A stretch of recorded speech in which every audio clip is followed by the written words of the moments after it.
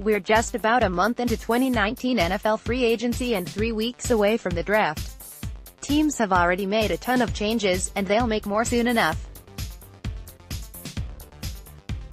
However, while franchises across the NFL have already filled a ton of holes on rosters and addressed needs, every team also has a red flag hanging over it as April begins. For most, it's a position group that remains an area of weakness.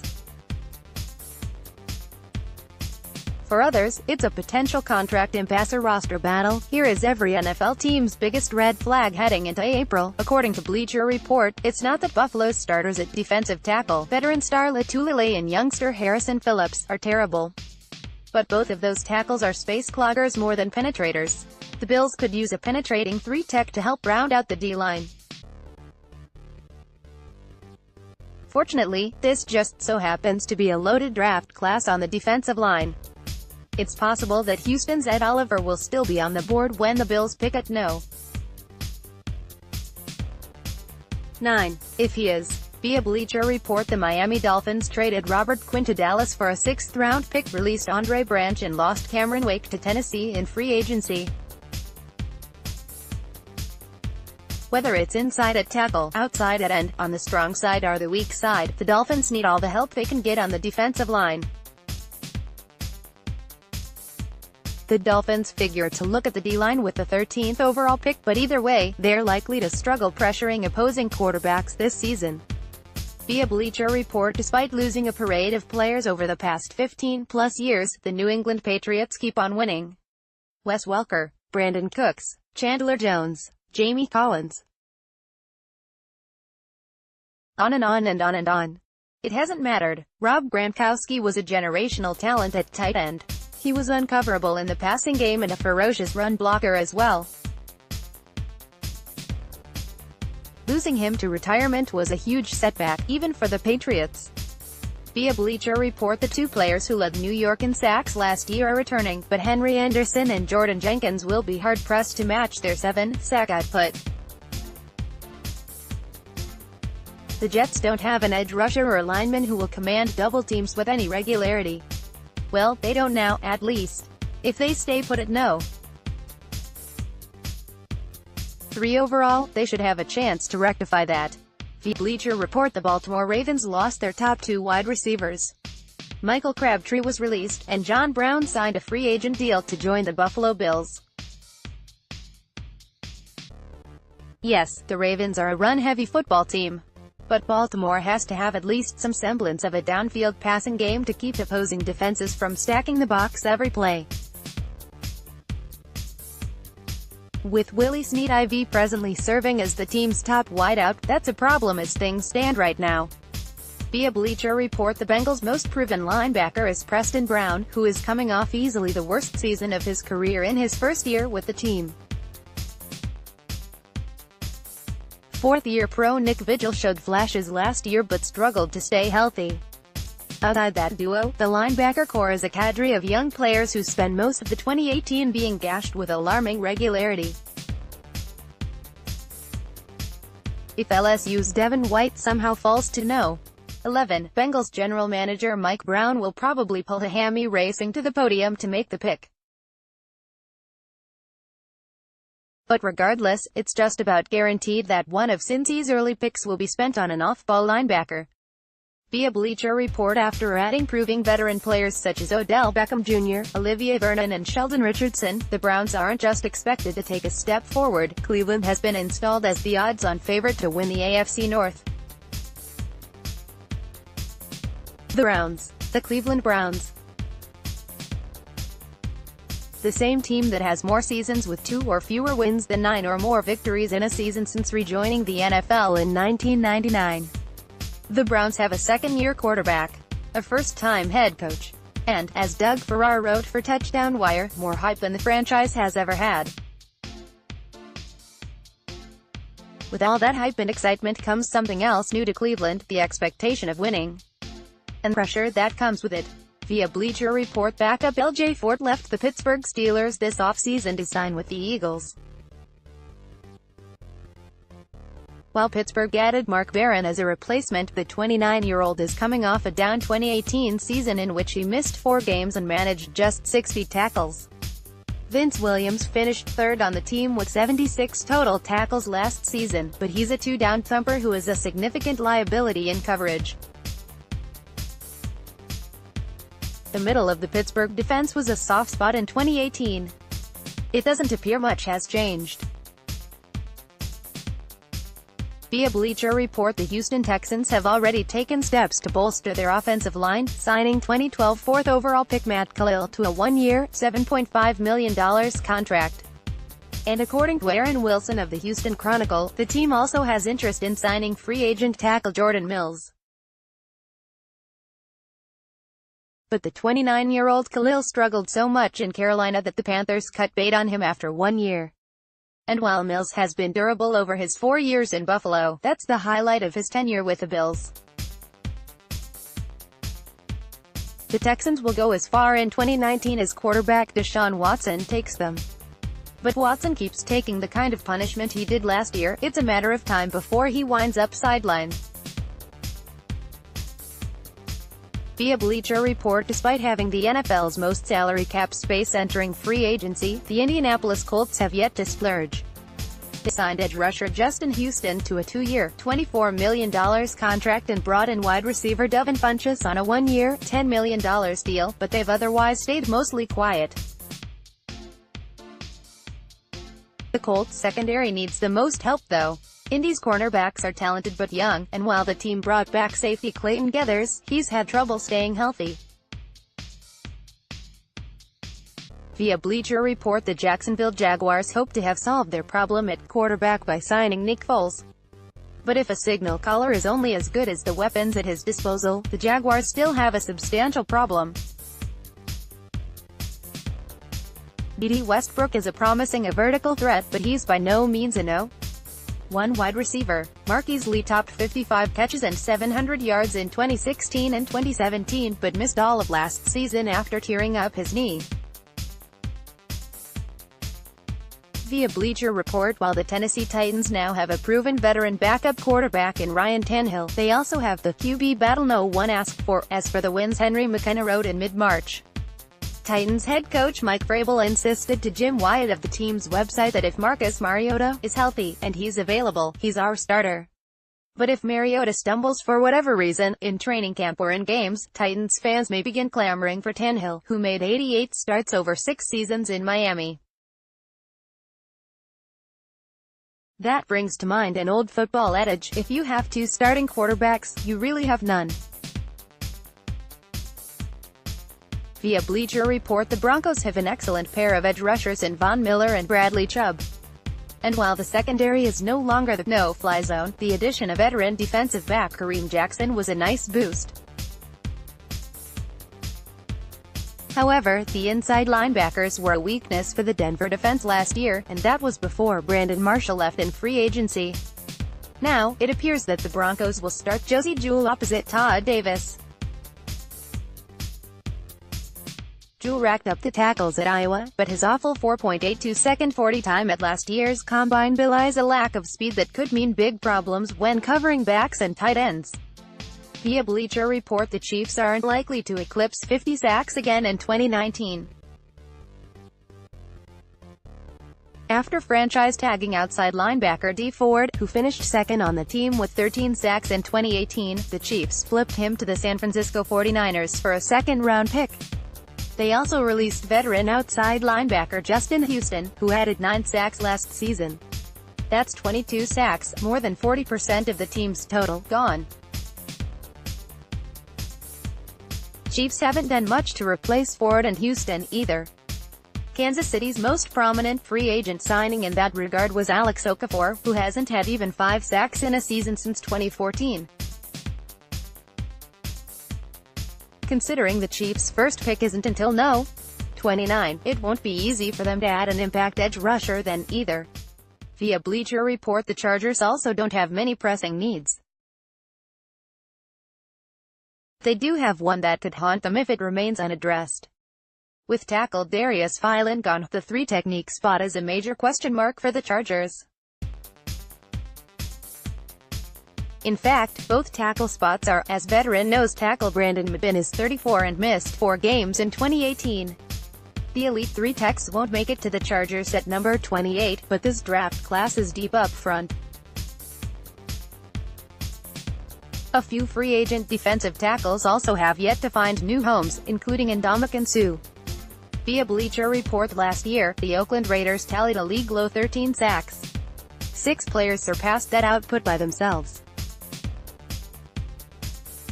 Although they entered free agency with loads of cap space and an apparent willingness to take on high-priced veterans, the Raiders have yet to acquire any upgrades to this point.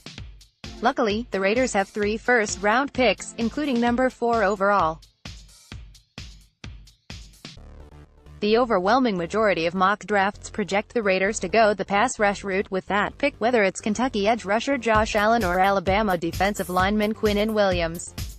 Via Bleacher Report, the biggest potential problem standing between the Cowboys and a trip back to the playoffs involves a player who is technically on the roster. As Calvin Watkins reported for The Athletic, the Cowboys have offered franchise-tagged defensive end DeMarcus Lawrence a contract that would pay the 27-year-old $20 million a season. But so far, no dice. Right now, the best way to describe it is we're at an impasse, Team VP Stephen Jones said. We're apart, but certainly optimistic. No one thinks more of DeMarcus Lawrence than we do. He represents what we want on our football team, in terms of the way he plays the game. He certainly plays it at a high level. We'll continue to chop wood. Lawrence is the team's best edge rusher and has been clear that he has no intentions of playing under the tag again. This situation dragging into the summer would be exceptionally ungood. Via Bleacher Report, it doesn't matter who starts for the Giants this year, whether it's Eli Manning, Dwayne Haskins or Phil Simms.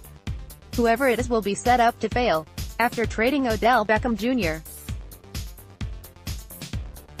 to the Browns, the Giants' receiving core is now heavy on slot targets and light on everything else. But New York's offensive line may be in even worse shape. Flipping defensive end Olivier Vernon to Cleveland for Kevin Zeitler should help, but both ends of the line are weak spots. Left tackle Nate Solder, who signed a then-record 4-year, $62 million contract with the Giants last offseason, didn't live up to his hefty payday last season. Gettleman should consider drafting a Plan B behind Sater with one of the team's 2 first-round picks. Instead, he'll probably choose 2 more running backs.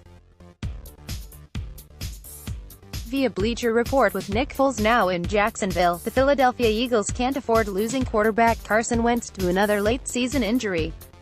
They also need him back to being 100% as quickly as possible. For Zach Berman of the Philadelphia Inquirer, Eagles head coach Doug Peterson is optimistic that Wentz will be ready for OTAs. That's good news, because the Eagles will only go as far as Wentz carries them in 2019. Via Bleacher Report, Josh Doctson, the team's nominal no. 1 wideout, hasn't come close to living up to his first-round draft pedigree in his 3 NFL seasons. Meanwhile, Paul Richardson missed 9 games in his first year with the Redskins in 2018 and caught only 20 passes for 262 yards. That's not much of a return on an $8 million annual investment. Behind Doctson and Richardson, it's even bleaker. Washington's most proven receiving target might be tight end Jordan Reed, who has had all kinds of trouble staying healthy in recent years. Perhaps one of the team's young wideouts will break through this year. But as things stand today, uncertainty looms over the Redskins' passing game in 2019. Via Bleacher Report, the Bears, a team with serious postseason aspirations, now have 2 kickers on the roster. Chris Blewett's next NFL field goal attempt will be his first. His success rate in college was south of 70%. Redford Jones, like Blewett, has never attempted a kick that mattered at the professional level. A 3-year starter at Tulsa, Jones didn't hit the 75% mark with his field goal attempts either. He also missed 3 extra-point tries. Those are the kind of numbers that will make you miss the 76.7% success rate Cody Parkey had with the Bears in 2018. Via Bleacher Report, Detroit's off-ball linebackers are uninspiring. Jared Davis has shown the occasional flash of talent but an equal number of lapses in coverage. Christian Jones and Devin Kennard are veteran journeymen, not difference-makers. The Lions don't necessarily have to spend the 8th overall pick on a linebacker. They may if LSU linebacker Devin White slips, but if they spend that pick on a defensive player, it'll likely be a pass rusher. But at some point over the draft's first 2 days, Detroit would be wise to add an off-ball linebacker. Via Bleacher Report, from a statistical perspective, Kirk Cousins' first year in Minnesota wasn't that bad. He tallied almost 4,300 yards, threw 3 times as many touchdown passes as interceptions and posted a 99.7 passer rating. However, the Vikings didn't give Cousins a fully guaranteed 3-year, $84 million contract to be not bad. They're paying him that much to lead them to the Super Bowl. At 8-7-1, the Vikings not only didn't make the Super Bowl, they missed the playoffs entirely. That reinforced the notion that Cousins is a stat patter who will post numbers but can't win games when it counts. If the Vikings struggle again in 2019, Cousins will shoulder much of the blame. Via Bleacher Report, having a strong secondary is paramount in this division loaded with passing game talent, and Atlanta's has taken quite the beating over the last year or so. Starting safety Keanu Neal tore his ACL in the 2018 season opener, an injury that wound up an omen for a disappointing campaign. The Falcons released cornerback Robert Alford in a cost-cutting move and watched starting nickel corner Brian Poole depart in free agency. The Falcons still have Desmond Trufant and a potentially promising youngster opposite him in second-year pro Isaiah Oliver. But if Oliver struggles and/or an injury or 2 strikes, the Falcons are going to have problems. There isn't much behind them. Via Bleacher Report, mind you, the cupboard is hardly bare.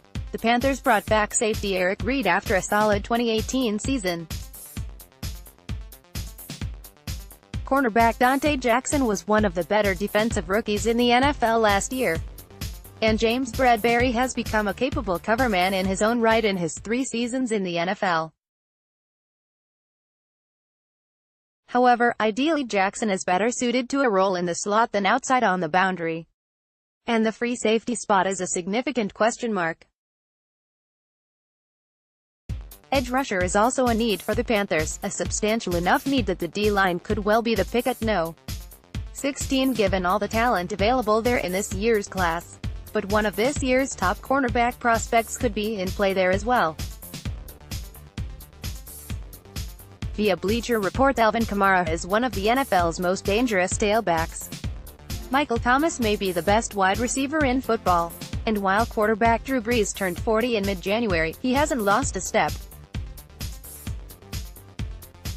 The Saints also signed tight end Jared Cook this offseason, but that doesn't solve their problem at receiver opposite Thomas. At the moment, they don't have another reliable wideout. With no first-round pick this year, getting one isn't going to be easy, either. Via Bleacher Report, other than veteran Levante David, the Buccaneers are severely lacking at linebacker. Quan Alexander is now in San Francisco, while Kendall Beckwith's future with the team is in question.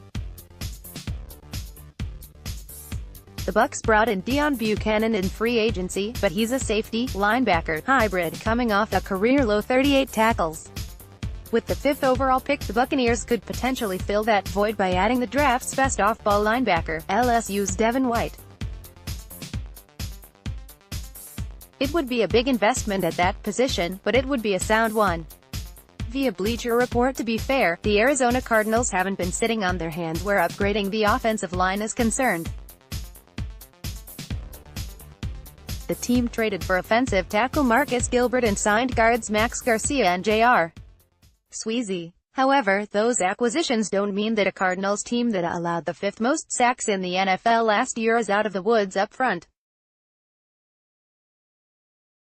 Gilbert missed 20 of a possible 32 games over the past 2 seasons with the Pittsburgh Steelers. Sweezy struggled in his return to the Seahawks in 2018 and is joining his 3rd team in as many years. Garcia tore his ACL in November while playing for the Denver Broncos. Via Bleacher Report, the Los Angeles Rams don't have a ton of holes on their roster. However, one potential issue could derail another run to the Super Bowl, and it isn't the loss of veteran guard Roger Saffold. In early March, Jeff Howe of The Athletic reported Rams star running back Todd Gurley had arthritis in his back knee. If Gurley's ready to go in Week 1, this will all blow over. If he isn't, the Rams could be in serious trouble. Via Bleacher Report, both of the San Francisco 49ers' safety spots are question marks. The starter at strong safety, Jaquiski Tartt, has missed 15 games over the past 2 seasons with an assortment of injuries. The tentative starter at free safety, Adrian Colbert, was a 7th-round pick in 2017. The 49ers aren't likely to spend the No. 2 overall pick on a safety, but they figure to add depth at that position with one of their later picks. Via Bleacher Report, as of now, the franchise-tagged Frank Clark is Seattle's lone pass rusher of note. Perhaps Quinton Jefferson or Barkevious Mingo can add some pop alongside Clark and Jarran Reed, but that's far from a sure thing. The Seattle Seahawks won't necessarily use the first of their league-low 4 picks on an edge rusher. But their first-rounder, No. 21 overall, is their only one in the top 75, which makes it imperative for them to nail that pick. Via Bleacher Report.